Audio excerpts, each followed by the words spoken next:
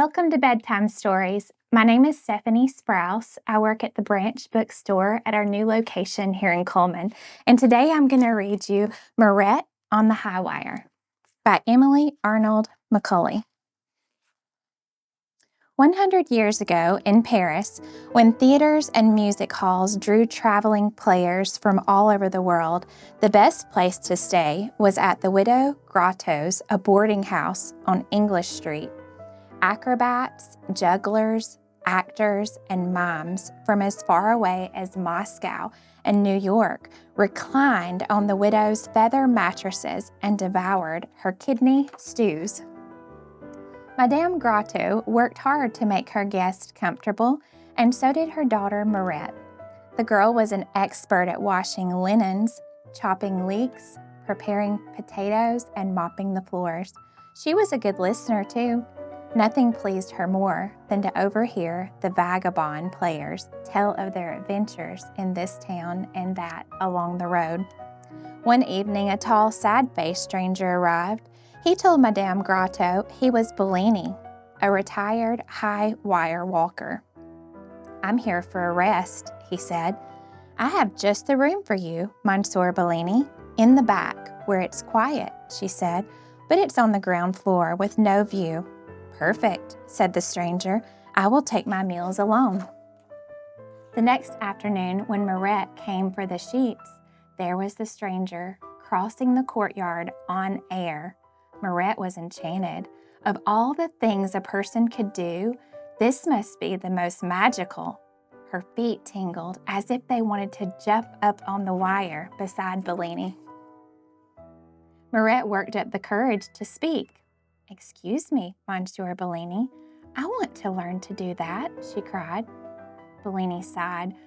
That would not be a good idea," he said. "Once you start, your feet are never happy again on the ground." "Oh, please teach me," Mirette begged. "My feet are already unhappy on the ground." But he shook his head. Mirette watched him every day. He would slide his feet onto the wire, cast his eyes ahead, and cross without ever looking down, as if in a trance. Finally, she couldn't resist any longer. When Bellini was gone, she jumped up on the wire to try it herself.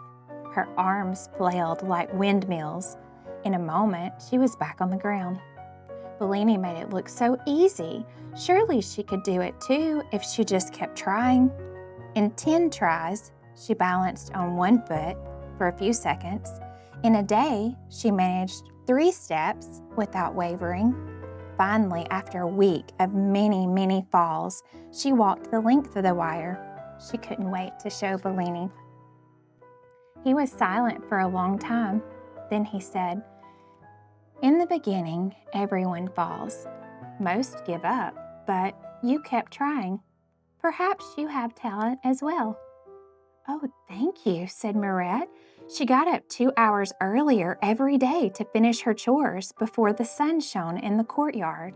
The rest of the day was for lessons and practice. Bellini was a strict master. "Never let your eyes stray," he told her day after day. "Think only of the wire and of crossing it to the end." When she could cross dozens of times without falling, he taught her the wire walker's salute. Then she learned to run, to lie down, to turn, and to somersault. "I will never fall again," Mirette shouted. "Oh, do not boast," Bellini said so sharply that Mirette lost her balance and had to jump down. One night, an agent from Astley's Hippodrome in London rented a room. He noticed Bellini on his way to dinner. "What a shock to see him here," he claimed. "See who?" asked the mime. "Why, the great Bellini. Didn't you know he was in the room at the back?" "Bellini? The one who crossed the Niagara Falls on a 1,000-foot wire in 10 minutes?" asked the mime. "And on the way back, he stopped in the middle to cook an omelet on a stove full of live coals. Then he opened a bottle of champagne and toasted the crowd," the agent recalled. "My uncle used to talk about that," said the juggler. "Bellini crossed the Alps with baskets tied to his feet. fired a cannon over the bullring of Barcelona, walked a flaming wire wearing a blindfold in Naples. The man had the nerves of an iceberg, said the agent. Mirette raced to Bellini's room. Is it true? She cried. You did all those things? Why didn't you tell me? I want to do them too. I want to go with you. I can't take you, said Bellini. But why not? Asked Mirette.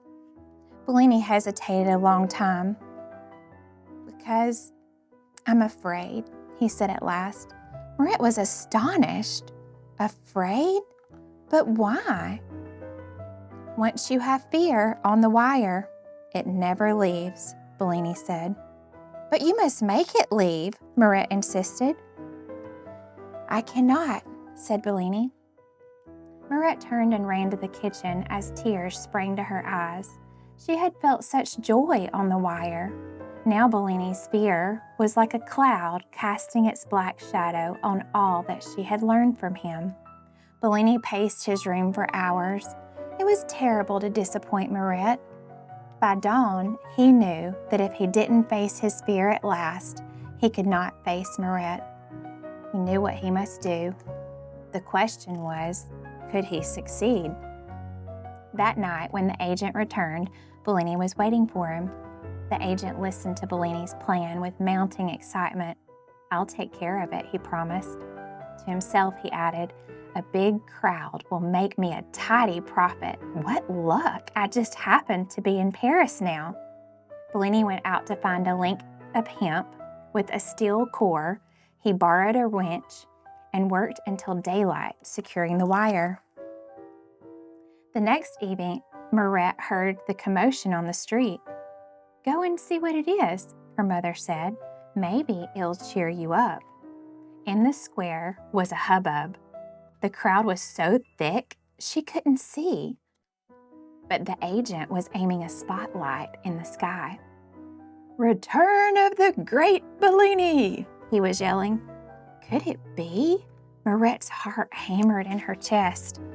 Bellini stepped out onto the wire and saluted the crowd. He took a step and then froze. The crowd cheered wildly, but something was wrong. Mirette knew at once what it was, and for a moment she was frozen as Bellini was. Then she threw herself at the door behind her, ran inside, up a flight after flight of stairs, and out through a skylight on the roof. She stretched her hand to Bellini. He smiled and began to walk toward her.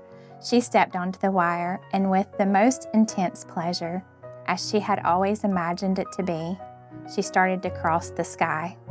Bravo! Bravo! Roared the crowd. Prodigy of the great Bellini, shouted the agent.